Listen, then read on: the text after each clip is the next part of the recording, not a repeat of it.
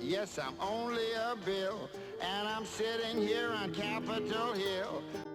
Yes, the tenure process is a long one and can take up to 9 months or even a year to go through all of the steps. And it's important at the outset to be patient and understand that all these steps need to be accomplished. And a lot of people are working to make it happen effectively. So let's start at the department level. At the department level, a faculty team, usually, sometimes one person, but oftentimes a team, will prepare a report that will go to the tenure and promotion committee at the school level, and that report will go into some depth in the candidate's research, their teaching, and their service. And so, from a research standpoint, it'll cover all of the published research. It'll look at forthcoming research, at projects underway. It'll include a citation analysis usually, and it will include the external letters that will be framed for the case. The teaching, of course, it will include evaluations from students. It will include syllabi. At Wisconsin, it includes peer reviews of teaching. So every year, faculty go into the junior faculty's classrooms and review their teaching and comment on it and write up a report. So all of that becomes part of the record for the tenure case. Service will also be part of the case. It will include service, often for junior faculty, includes coordinating seminars, seminar series. It includes various committees that they might serve on. And the department will then include the department vote on the case, which usually is going to be positive. If it's going to go forward, you're going to need support from the department first, usually. Next, it gets to the school level, and at the school level, there's usually a tenure and promotion committee that will review the case and report, and sometimes write a report that will be reviewed by the rest of the faculty. At least that is the way it is at Wisconsin. And then the full tenured faculty vote on every tenure case. Now, at some universities, that's not true. The tenured faculty do not vote. But at most public institutions, you can probably count on all the tenured faculty voting within the school, within the department, which means that you need support of people outside of your discipline in other departments, and that's an important check and challenge on business school cases. This is generally advisory in most cases to the dean, but deans usually pass on a positively reviewed case to the campus level. At the campus level, the provost and/or a campus level committee will review the case. In some cases, that would be a rubber stamp, but in a lot of cases, there is a substantive review. At Wisconsin, we have had some cases sent back from the divisional committee that didn't like the way we've written it up or didn't feel that the case met their standard. At some places, the provost, him or herself, will review the cases and make some decisions. So there is a substantive campus level review in many places. And following that, the regents have to vote on every tenure case, and that is actually a bit more of a rubber stamp. It's more likely that they're not going to do a substantive review and that they will tend to approve most cases. So what is required to make this case for a tenure review? And we begin with quantity. We'll talk about the other components, but it's really hard to have impact in your research without having multiple publications. So that is the starting point. And schools will typically not tell you a specific number of publications that are required to make a tenure case successful, but some quantity is usually required. And it might be frustrating because there's usually not a specific formula that tells you exactly how many publications you need. In terms of quality, you have to ask the question, in whose eyes?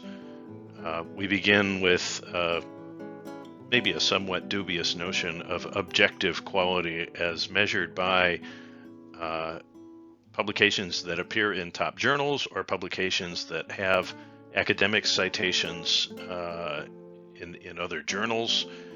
But the problem is that sites accrue very slowly, and so while sites are really important, they tend not to be the strongest evidence in a promotion to tenure kind of case, because there just usually has not been enough time for citations to accumulate. So then we have to move to more subjective criteria, and subjective criteria would be, let's start with subjective internal criteria. And then the question is, does the school have a formal list or point system that defines whether journals are good journals or not good journals, versus, say, an informal understanding of what is the quality that tends to be accepted by external reviewers and therefore kind of guides the process. And in my experience, most schools do not have a formal list or a formal point system, but you should be aware that sometimes it's out there. It is nice in some respects for junior faculty in the sense that it clarifies exactly what your target is, what you're trying to achieve. In another sense, it's putting a quantity on something that is ultimately hard to measure, hard to quantify. Another subjective approach would be to have faculty in the school read the articles and form their own opinions. I find that to be fairly risky in the sense that different faculty will have completely different ideas about what is high quality versus not. Now, in my experience, all tenure cases are subject to a subjective external review, so letter writers end up being really important in this process. And in particular, you need arm's length letter writers from peer schools who are typically at the full professor level. And that is an important constraint because many people feel like the school itself can decide what journals are top journals versus not top journals.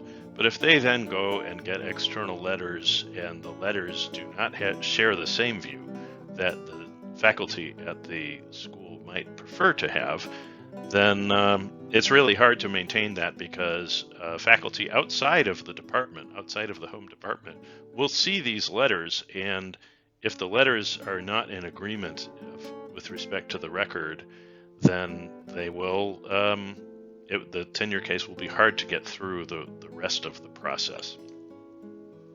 Now, you might think about what kind of research program is ideal, and a key element is that you have a common theme across your research program. What's your focus? What is the types of problems that you're trying to address?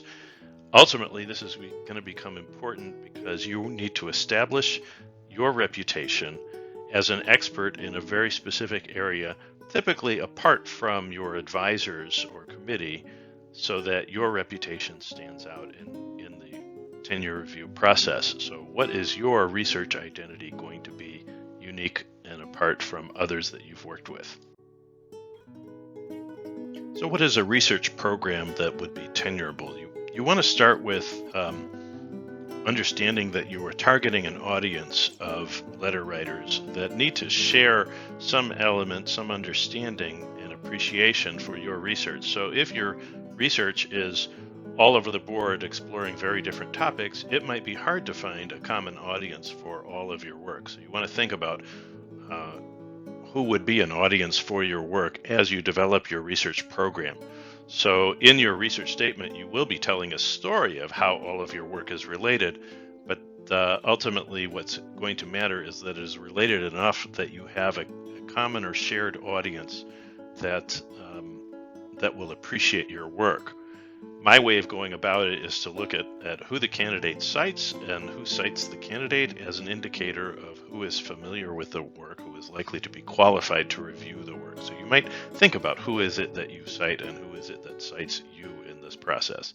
In the process, in the tenure process, typically the candidate is asked for a list of possible letter writers.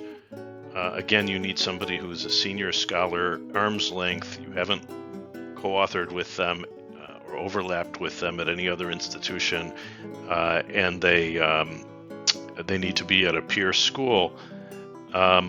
So in that process, you might start to think about who might be people that that would be good to review your work. Usually the school must develop a separate list of letter writers independently of the candidate. At Wisconsin, I know we need to provide a description of exactly how we came up with the list, including how many names were on the independent department list versus on the candidates list. So keep that in mind, that you and the department usually have to have an independent process for developing this list of letter writers. Then as you think about your research program, think about which journals do you target.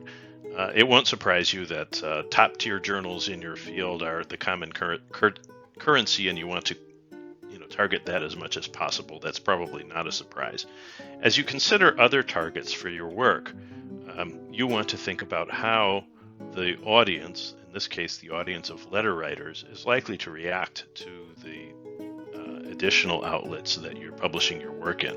So when you send your work to specialized journals, whether they are discipline-based or focused on a given topic, or sometimes schools prefer some journals over others, you want to think about how your audience, your letter writers, are likely to react to those other kinds of journals.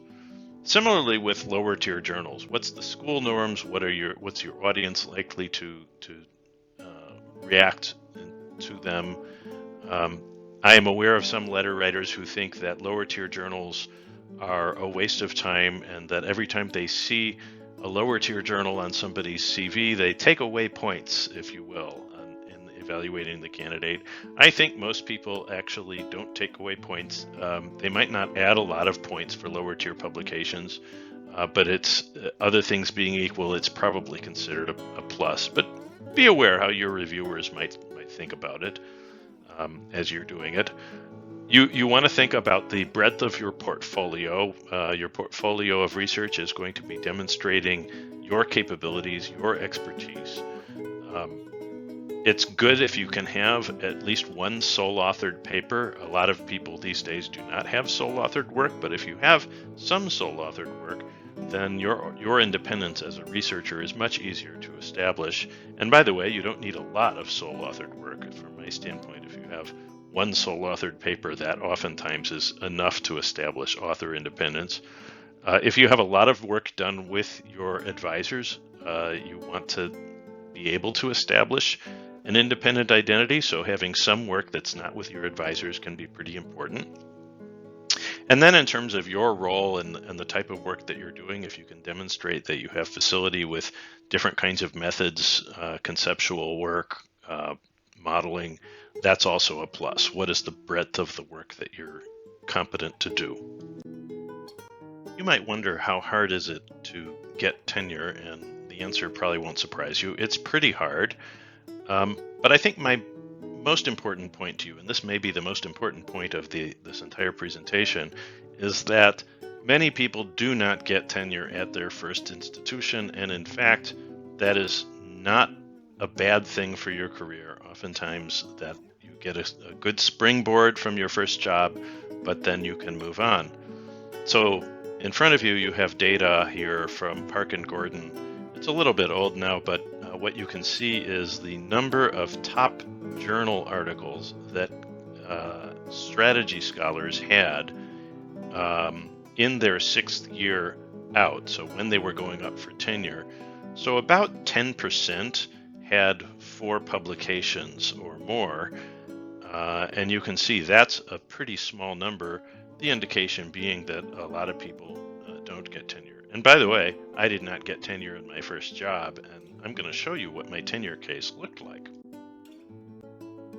As I said, I did not get tenure in my first job, and I want to give you a flavor for what it might be like a little bit to go up for tenure. I went up for tenure about 10 years out, actually, and 10 years out, my school put together a cohort looking at my productivity and comparing it to others.